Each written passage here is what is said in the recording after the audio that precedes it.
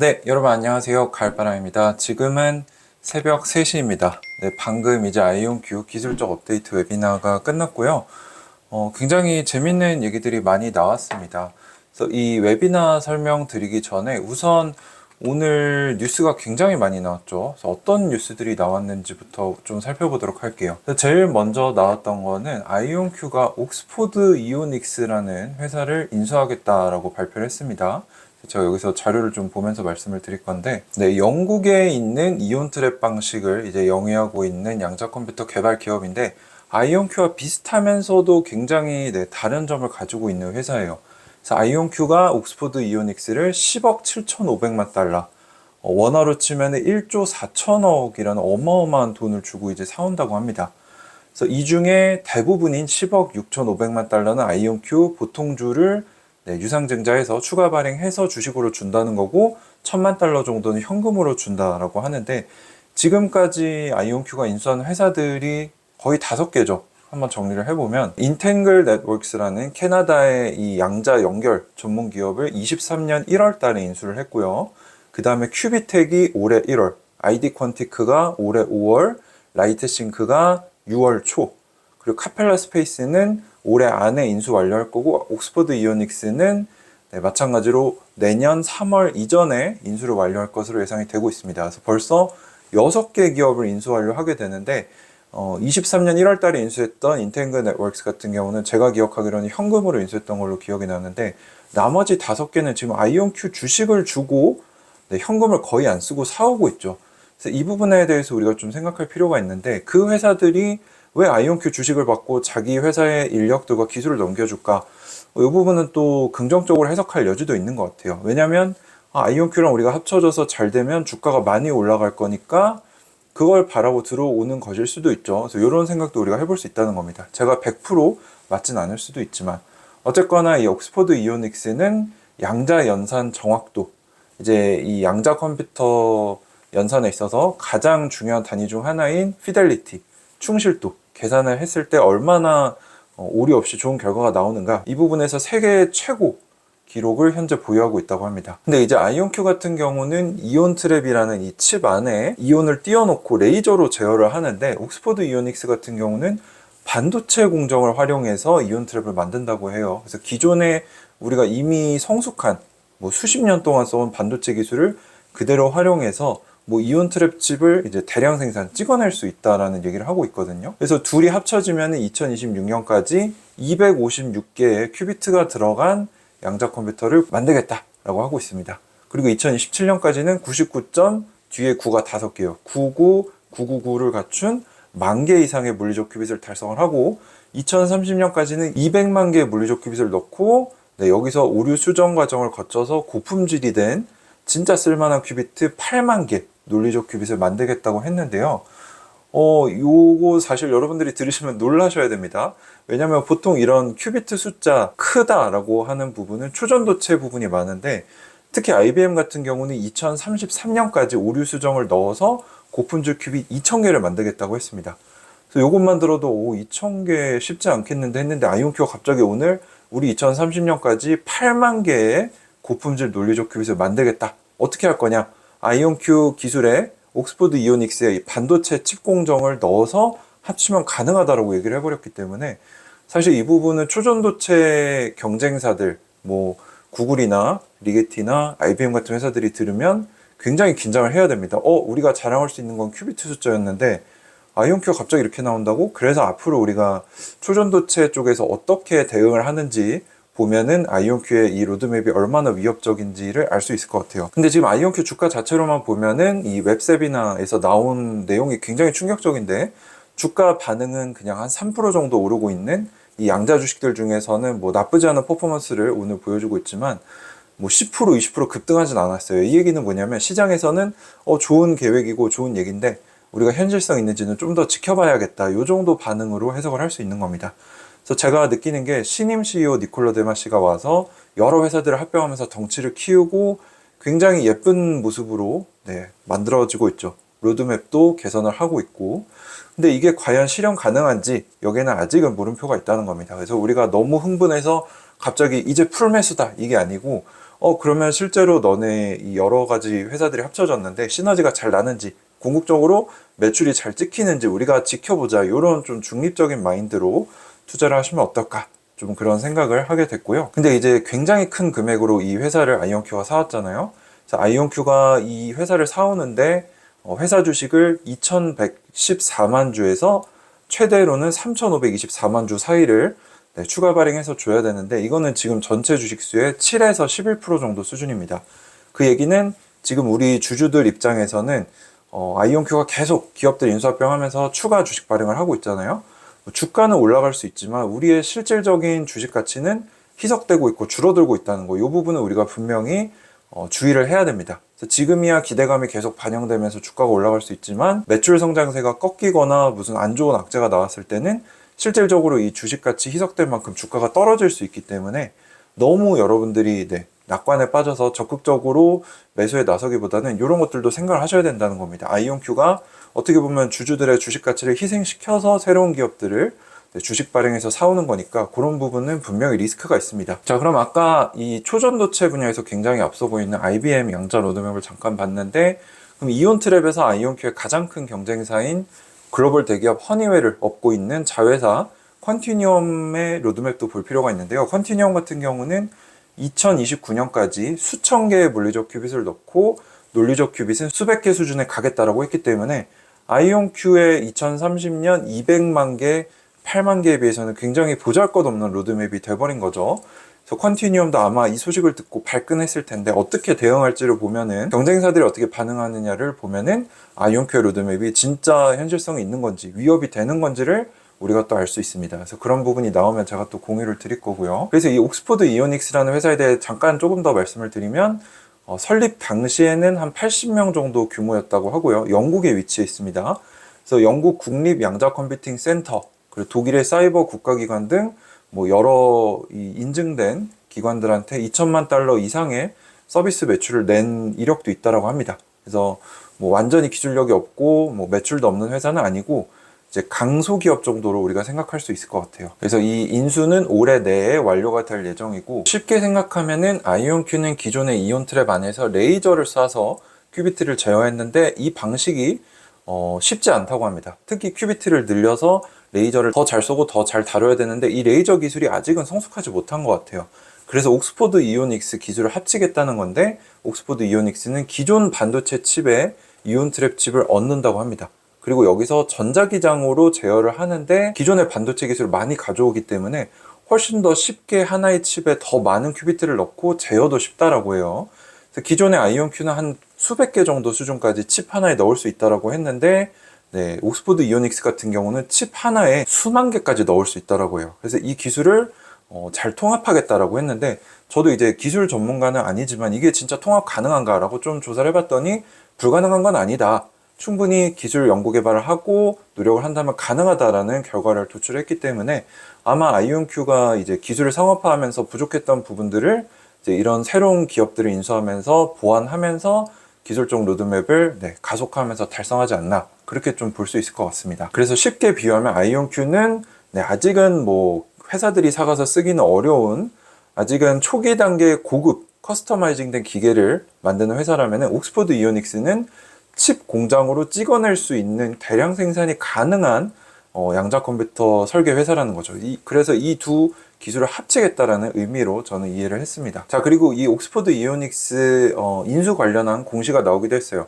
8K 공시. 이제 상장 기업에 큰 변화나 이런 게 생겼을 때 빨리 내놔야 되는 공시인데, 여기서 어떤 얘기가 나오냐면은 아이온큐가 지급할 주식에 대해서는 옥스포드 이오닉스의 창업자인 두 박사가 단계적으로 매도가 가능하다. 1년 이내에는 40%, 2년 이내에는 52, 그 다음에 64, 76, 88, 6년 후에 전량 매도가 가능하다라는 사항이 있었습니다. 그래서 요거를 봤을 때는 그러면 이 창립자들이 최소한 5, 6년은 있어야 아이온큐 주식을 완전히 받아서 매도할 수 있으니까 장기적으로 남아서 일할 수 있도록 유도를 하고 있구나, 이런 얘기를 봤을 때는 이거 인수합병이 그냥 겉으로 보여주기식은 아닐 수도 있겠다라고도 해석을 할 수 있는 거죠. 자, 그리고 뉴스가 하나 더 나왔는데, 아이온큐가 글로벌 탑티어 제약회사인 아스트라제네카, 그리고 AWS, 엔비디아와 함께 양자로 가속하는 신약 개발, 워크플로우를 시연할 거다라는 얘기가 나왔습니다. 그래서 이 업계에서는 가장 큰 최대 규모의 시연이 될 거라고 하는데요.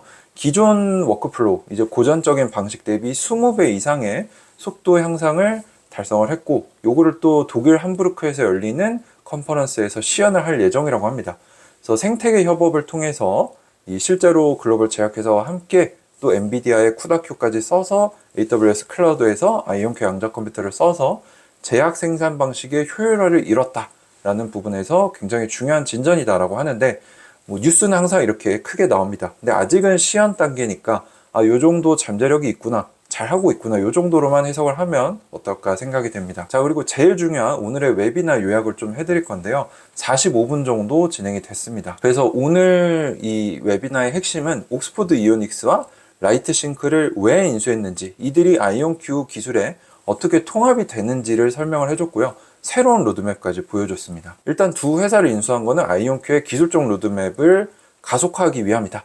뭐 이거를 이제 이면을 들여다보면은 혼자 해보려고 했는데 이게 쉽지 않아서 필요한 회사들을 우리가 주식을 주고 사왔다, 이렇게 해석도 할 수 있습니다. 그래서 옥스포드 이오닉스 같은 경우는 아까 설명드렸다시피 아이온큐의 이 큐비트 제어 방식을 통해서는 큐비트를 늘리는 게 쉽지가 않기 때문에 옥스포드 이오닉스의 이 반도체 칩 위에다 구현해 놓고 전자기장으로 쉽게 제어해서 큐비트 숫자를 많이 늘릴 수 있는 거, 대량 제조, 생산할 수 있는 거를 아이온큐에 도입해서 큐비트 숫자를 획기적으로 쉽게 늘리겠다. 이게 이제 옥스포드 이오닉스의 핵심이고, 그래서 50배 이상 더 많은 큐비트를 넣을 수 있다라고 얘기를 했고요. 기존에는 알고리즘 큐빗이라는 아이온큐 칩 안에 들어가는 큐비트 중에 쓸만한 큐비트를 알고리즘 큐빗이라고 했는데, 그걸 이제 폐기하고 기존의 업계가 원래 쓰던 물리적 큐빗은 아무런 정제 과정을 거치지 않은 큐비트 그 자체고요. 그리고 논리적 큐빗은 오류 수정이나 오류 완화 같은 정제 과정을 통해서 오류율을 낮춘 큐비트를 얘기합니다. 그래서 원래는 2025년부터 28년까지 알고리즘 큐빗을 64, 256, 384, 1024 이렇게 세팅을 했는데, 이걸 지우고 여기 보시다시피 물리적 큐빗을 64, 256, 그 다음에 옥스포드 이오닉스 기술이 본격적으로 통합이 되는지 10,000개, 20,000개, 20만 개, 200만 개까지 엄청나게 빠르게 올라갑니다. 그 안에서 쓸만한 진짜 고품질 논리적 큐빗이 2026년도부터 12개, 800개, 1600개, 29년, 30년에는 8,000개, 8만 개까지 올려서 2030년 로드맵 자체로만 보면은 그 어떤 이 업계 선도 그룹들이 내놓은 로드맵보다 훨씬 더 많은 물리적 큐빗과 논리적 큐빗을 달성하겠다라는 야심찬 목표를 내놨다는 거죠. 그래서 2026년부터 28년까지 아이온큐가 말하는 이 논리적 큐빗이라는 것의 정확도는 99점 뒤에 9가 5개입니다. 99999까지 갈 거고, 2029년과 2030년에는 그 오류율을 더 낮추고 정확도를 올려서 99점 하고 뒤에 9가 10개가 붙습니다. 그래서 2029년, 2030년에 정확도는 99점 하고 9가 뒤에 10개. 근데 이게 어느 정도냐면, 우리가 지금 흔히 쓰고 있는 고전 컴퓨터, 뭐 데스크탑이나 랩탑의 비트의 오류율은 10의 마이너스 15승 정도 됩니다. 그래서 거의 근접하는 수준까지 2029년에는 간다는 거죠. 그래서 만약에 아이온큐가 진짜 이 로드맵을 달성을 한다면 2030년 정도에는 진짜 오류가 보정된 실용성이 매우 뛰어난 양자 컴퓨터가 나온다라고 볼 수 있습니다. 그래서 제가 항상 말씀드리는 게, 아이온큐 투자는 단기적으로 볼 게 아니라 최소한 2030년까지 봐야 된다. 다시 한번 아이온큐 측에서 그 얘기를 해준 것 같아요. 2030년쯤 되면은 우리는 완벽에 가까운 실용성이 뛰어난 양자 컴퓨터를 만들겠다 정도로 이해를 할 수 있을 것 같고, 로드맵 자체도 굉장히 공격적이고 스케일로 보면 제일 높기 때문에 지금 그 어떤 경쟁사들보다 이 니콜로 데마시 CEO가 부임하면서 공격적으로 마케팅하고 홍보하고 회사를 이제 발전시키고 있는 것으로 사료가 됩니다. 자, 그러면 옥스포드 이오닉스를 인수한 거는 큐비트 숫자를 획기적으로 늘리기 위함이다 라고 하면은, 라이트싱크는 왜 인수했는가? 그것도 이제 라이트싱크의 CEO가 나와서 얘기를 해줬는데, 라이트싱크는 양자 메모리라는 기술을 가지고 있어요. 그래서 이게 왜 중요하냐? 기존의 포토닉 인터커넥트라는 아이온큐의 양자, 이온 트랩 여러 개를 연결하려면 일단 두 개, 1, 2가 있다고 하면요, 1에서 이온과 광자를 얽혀서 보냅니다. 그러면 여기 중간에서 뭔가가 받겠죠. 그리고 2에서도 이온과 광자를 얽히게 해서 광자를 보내요. 그럼 여기서 동시에 두 개가 만나야 이거를 쓸 수 있는데, 이게 동시에 오는 게 쉽지가 않대요. 중간에 뭐 광자가 손실되기도 하고 데미지를 입고 이래서 지금 우리가 알고 있는 포토닉 인터커넥트 기술은 쉽지가 않다. 근데 라이트싱크는 양자 메모리 기술이 있기 때문에 여기에 메모리를 올려두면은 1번에서 온 거는 왔고 2번에서 온 게 손실됐어요. 그러면 둘이 같이 올 때까지 계속 쏘는 게 아니라 이거 저장해 놨다가 2번에서 그냥 보내주면은 같이 쓸 수 있다는 거죠. 메모리가 있기 때문에. 그래서 라이트싱크의 양자 메모리를 아이온큐의 포토닉 인터커넥트 기술에 통합하면은 50배 이상 연산 속도, 얽힘 속도가 빨라질 수 있다라는 걸 핵심으로 얘기해 줬습니다. 다시 한번 정리해 보면 옥스포드 이오닉스를 아이온큐가 산 이유는 큐비트 숫자를 획기적으로 늘리기 위해, 그리고 거기서 이제 논리적 큐빗도 늘리는 거죠. 그리고 라이트 싱크를 인수한 이유는 포토닉 인터커넥트를 더 잘 구현하고 더 연산 속도를 빠르게 하기 위해서라고 우리가 정의를 할 수 있는 겁니다. 굉장히 중요한 얘기를 해줬죠. 자, 그래서 아이온큐가 중간중간에 보여준 이 굉장히 디테일한 슬라이드가 있는데요. 시간이 지날수록 이제 양자로 할 수 있는 상용화 사례들이 늘어날 거다. 그래서 지금은 초기 시연 단계, 초기 사용 사례 정도지만 2030년에 도달했을 때는 폭넓은 양자 우위, 즉 양자 컴퓨터로 기존 컴퓨터로 하던 걸 더 잘하거나 못했던 거를 훨씬 더 많이 할 수 있는 시대는 2030년 정도로 본다라고 해서, 다시 한번 말씀드리지만 아이온큐가 보고 있는 거는 우리의 로드맵을 2030년까지 봐달라. 2030년에는 진짜 오류가 보정된 쓸만한 큐비트도 획기적으로 늘리고 정말로 양자 컴퓨터로 할 수 있는 다양한 것들을 우리가 보여주겠다. 그리고 그걸 하기 위해서 우리가 지금 이런 주식 발행을 굉장히 조 단위로 하면서까지도 이 회사들을 사고 있는 거다. 이렇게 해석을 할 수 있습니다. 그래서 최소한 아이온큐에 투자한다 그러면 2030년까지는 봐야 되지 않나, 이렇게 또 생각이 되고요. 이건 이제 아이온큐가 표면적으로 얘기하는 낙관적인 입장이고, 제가 예전에 제기했던 인수합병론을 좀 생각을 해보면 아이온큐가 이 경쟁사들 중에 굉장히 유망해 보이는 작은 기업들을 이제 인수합병하면서 덩치를 불려서 이 생태계를 선점하고 있는 거죠. 그래서 어떻게 보면은 위에서 큰 빅테크들이 봤을 때는 얘네들 올라오면은 우리가 좀 같이 협업을 하거나 사볼까라고 생각하고 있었는데 아이온큐가 이거를 잡아먹으면서 점점 덩치를 키우는 거예요. 그래서 빅테크 입장에서는 나중에 아이온큐가 이 생태계를 선점해버리면 그럼 우리는 결국 이 작은 회사들이 아니라 아이온큐를 살 수밖에 없겠구나. 이렇게 또 예쁘게 만들어가고 있다라고도 볼 수 있는 겁니다. 저의 의견이 이쪽이 맞을지 이쪽이 맞을지는 저도 알 수 없지만 이렇게 좀 열린 시야로 여러분들이 다양한 측면을 고려하시면서 투자하시면 좋겠다라고 제가 항상 말씀을 드리는 거죠. 자, 그래서 어쨌거나 오늘 뉴스도 2개 나오고 웨비나에서 새로운 기술적 로드맵도 발표하고 정말 정신이 없는 하루였고, 지금 벌써 3시 반이 넘어가는데요.